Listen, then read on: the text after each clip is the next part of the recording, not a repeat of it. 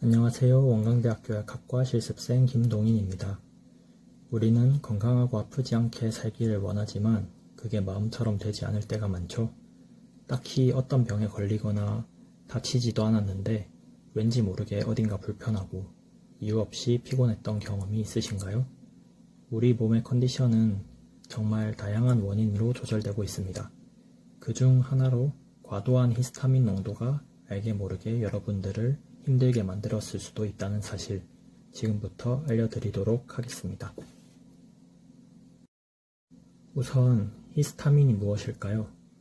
히스타민은 우리 몸에서 면역 반응을 유발시킬 수 있는 물질의 접촉 등에 반응해서 혈관을 확장시켜 상처나 접촉 부위 주변의 혈류량을 늘려주고 혈관 내벽의 세포들을 활성화시켜서 혈액을 순환하는 백혈구들의 결합을 늘려주기도 하고 모세혈관의 투과성을 증가시켜서 외부 물질에 대한 공격을 위한 항미생물 단백질이나 방어를 위한 단백질을 공급시켜주는 역할을 해주는 것으로 알려져 있습니다.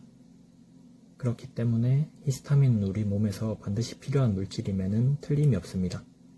하지만 이런 히스타민의 방어작용이 우리 몸에서는 가려움이나 통증, 발열, 구토 등의 증상으로 느껴지기도 하는데요.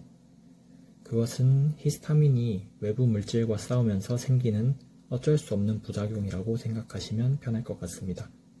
어떻게 보면 히스타민이 우리 몸에서 잘 싸워주고 있다는 증거라고 볼 수 있겠죠?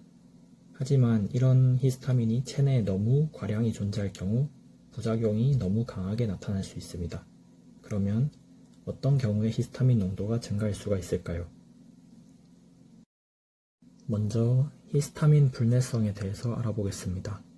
건강한 사람들은 히스타민이 과다할 때 스스로 히스타민을 분해하여 적절한 히스타민 농도를 유지할 수가 있지만 히스타민을 분해하는 대사작용에 문제가 발생하여 히스타민 농도가 의도치 않게 높아지는 경우가 있는데요. 이를 히스타민 불내성이라고 합니다. 히스타민은 혈액과 몸 밖, 즉 혈액과 위장관 속에서는 디아민 산화 요소인 DAO라는 효소에 의해 대사되어 히스타민의 작용이 사라지고 몸 속, 즉 세포 내에서는 HNMT라는 효소에 의해서 히스타민이 분해됩니다. 히스타민 불내성은 이러한 효소들이 정상적으로 작동하지 못하여 히스타민이 정상적으로 제거되지 못하는 경우인 거죠. 이는 유전적 요인 또는 효소에 영향을 주는 각종 약물이나 영양 불균형 등으로 발생할 수가 있습니다. 그래서 히스타민 불내성은 어떻게 보면 사람의 내적 요인이라고 볼 수 있는데요. 그렇다면 인체의 외적인 요인은 또 어떤 것들이 있을까요? 바로 히스타민 함량이 높은 음식물을 섭취하는 경우가 있습니다. 예를 들어서 대개 상한 등 푸른 생선류 섭취에 의한 히스타민 급성 중독이라는 증상이 있습니다. 고등어류의 근육에는 히스티딘이라는 단백질이 많이 함유되어 있는데 이 히스티딘이 미생물이 가진 효소의 탈탄산 작용으로 인해서 히스타민으로 변형되기 때문입니다. 국내에서는 주로 자방고등어, 과메기 등의 가공 및 보관 과정 중에서 발생할 가능성이 높다고 알려져 있습니다. 또 고등어류가 아니더라도 이렇게 와인과 치즈, 또 장류, 또 젓갈류와 같은 발효나 숙성 음식들도 같은 작용으로 히스타민 중독의 원인이 될 수 있습니다. 그렇다면 체내 히스타민이 과다해지면 어떤 증상이 나타날 수 있을까요? 첫 번째로 각종 알레르기 유사 반응과 만성 피로감이 나타날 수 있습니다. 흔히 알레르기 증상으로 고생하는 환자들이 호소하는 증상으로는 비염, 설사, 어지럼증, 안면 홍조, 만성 피로 등의 증상들이 주로 나타납니다. 알레르기도 결국 알레르기 유발 물질에 의한 히스타민 과다 분비로 나타나는 작용이기 때문에 비슷한 증상이 나타나는 게 당연하다고 할 수 있습니다. 두 번째로 여성의 경우에 과도한 히스타민이 자궁 근육을 수축시키는 작용을 할 수가 있기 때문에 월경통이 심해질 수도 있습니다. 또 과도한 자궁 근육 수축은 임신을 방해하는 요소가 되기도 해서 심한 경우에는 불임의 원인까지 이어질 수도 있습니다. 여성들의 이런 원인 모를 생리통 혹시 히스타민 때문은 아니었을까요? 세 번째로 가장 위험한 경우인 아나필락시스 증상이 올 수도 있습니다. 히스타민 불내성이 있는 사람이 히스타민 함량이 높은 음식을 많이 먹거나 염증이 생겨서 히스타민 분비가 과다해질 경우에 체내에 히스타민을 적절하게 분해하지 못해서 마치 알레르기가 있는 환자가 음식을 잘못 섭취했을 때처럼 가려움, 발적, 호흡곤란, 가슴 통증 등의 증상이 발현될 수가 있습니다. 이러한 증상의 정도는 사람에 따라서 다르지만 아주 심한 경우에는 전신적 증상과 쇼크가 일어나서 의식소실이나 뇌사에 이르는 아나필락시스 증상이 나타날 수도 있습니다. 아나필락시스는 단시간 내에 여러 장기에 급성 증상을 유발하기 때문에 빠른 대처를 하지 않으면 사망에 이를 수도 있어서 상당한 주의가 필요합니다. 그렇다면 히스타민 불내성이 있는지 어떻게 알아볼 수 있을까요? 다음의 목록들을 통해서 대략적으로 자가 진단을 한번 해볼 수 있습니다. 각 증상에 대해서 히스타민과 어떻게 연관성이 있는지 간략하게 짚어드리도록 하겠습니다. 해당되는 증상이 몇 개나 있는지 한번 같이 체크해 볼까요? 우선 1번, 어지러움을 자주 느낀다. 이것은 혈관 확장으로 유발되는 저혈압으로 인한 증상이라고 볼 수 있습니다. 2번, 월 2회 이상 두통이 있다. 이것도 히스타민의 혈관 확장 작용으로 인해서 주위 신경이 압박되면서 생기는 증상입니다. 3번, 잠을 자주 설친다. 이것은 히스타민의 과도한 각성 효과라고 볼 수 있습니다. 4번, 식곤증이 있다. 위장관 운동을 항진시키기 때문에 히스타민이 이게 뇌로 가는 혈류가 조금 저하되면서 발생할 수 있는 증상입니다. 5번, 눈이 침침하다. 이것은 히스타민이 눈의 홍채를 수축시키기도 하고 각막 주변의 혈관에 부종을 유발할 수 있기 때문에 눈이 침침해지는 증상이 나타날 수도 있습니다. 6번, 속이 종종 메스꺼린다. 히스타민이 또 중추신경계를 자극하기 때문에 이런 멀미가 나는 증상이 발생할 수도 있습니다.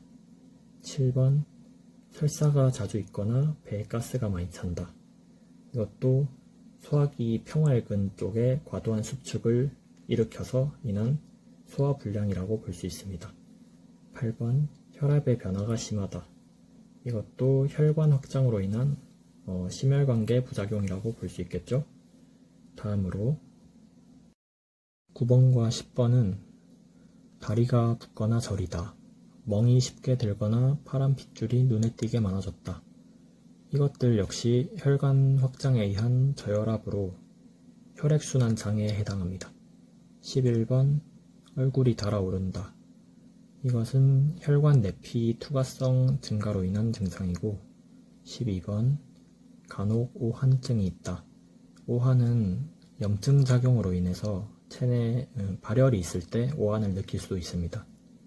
13번, 항상 코가 막히거나 콧물이 자주 나온다. 이것은 점액 분비가 증가하거나 혈관 투과성 증가로 인한 비염 증상으로 볼 수 있습니다. 14번, 소변을 자주 본다. 이것은 히스타민이 비뇨기계의 평활근을 수축시켜서 빈뇨를 유발하는 증상입니다. 마지막으로 15번, 월경통이 심하다. 이것은 앞전 슬라이드에서 설명한 것처럼 히스타민이 자궁 평활근을 수축시켜서 월경통이 심화될 수 있습니다. 여러분들은 이 중에서 몇 가지나 해당되셨나요? 혹시 한 5가지 이상 해당된다면 한번 병원에 내원하셔서 히스타민 혈장 농도를 검사 받아보시고 히스타민 불내성 증상이 있는지 확인을 해보시는 것이 좋을 것 같습니다. 이렇게 히스타민 증상들이 나타날 때 우리는 어떻게 대처할 수 있을까요? 물론 히스타민의 작용을 억제시켜주는 항히스타민제를 복용한다면 일시적으로 그런 증상들을 막을 수는 있습니다. 하지만 결국 그때뿐이고 시간이 지나면 다시 증상이 발현될 수밖에 없습니다. 그렇다고 평생 항히스타민제를 먹으면서 살 순 없겠죠? 따라서 우리는 근본적인 해결을 위해서 생활습관과 식습관을 바꿔주는 것이 도움이 될 수 있습니다. 생활습관 개선으로는 꾸준한 운동과 소식을 하는 습관이 항염증에 큰 도움이 됩니다. 조금 복잡한 내용이지만 운동을 하면 근육이 수축하면서 마이오카인이라는 염증성 물질이 방출이 되는데, 이는 운동 시에 급격히 증가됐다가 운동이 끝나면 빠르게 감소되는 모습을 보여줍니다. 이것은 마이오카인과 함께 항염증 작용을 해주는 인터루킨 1과 인터루킨 10이라는 물질도 함께 발현되기 때문인데요. 따라서 꾸준한 운동 습관을 길러준다면 체내에서 염증 반응이 일어날 때 빠르게 조절해줄 수 있는 항염증 환경이 조성이 되면서 히스타민 조절에 좋은 영향을 줄 수가 있습니다. 소식을 하는 습관도 운동과 마찬가지로 염증을 일으키는 NF-카팝이라는 물질을 억제시켜 줄 수가 있어서 만성염증을 잡아주는 효과를 볼 수 있습니다. 다음으로 음식은 어떻게 조절하면 좋을까요?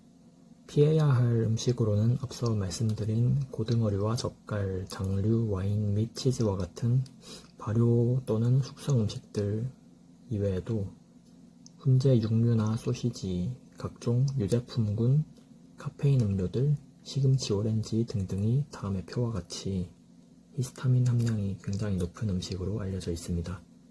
그리고 미네랄 중에서 구리 이온이 히스타민을 구성하는 주 요소로 작용하기 때문에 히스타민 농도를 높일 수가 있어서 구리 함량이 높은 내장류를 주로 먹는 새우나 게 등의 섭취를 줄이는 것이 좋고, 구리와 흡수를 경쟁하는 관계인 아연과 망간 함량이 높은 음식이나 영양제를 섭취해주면 구리의 흡수를 낮춰줄 수가 있어서 히스타민을 줄이는 데 도움이 될 수 있습니다. 여기까지 히스타민에 대해서 간략하게 대략적으로 알아봤는데요. 내 생각에 내 몸이 정말 이유 없이 아프고 피곤한 것 같고 자주 컨디션이 안 좋다 하시는 분들이 꼭 보시고, 혹시나 히스타민 증상으로 고생하시는 분들이 있으면 이 영상을 통해서 조금이나마 도움이 되셨으면 좋겠습니다. 시청해주셔서 감사합니다.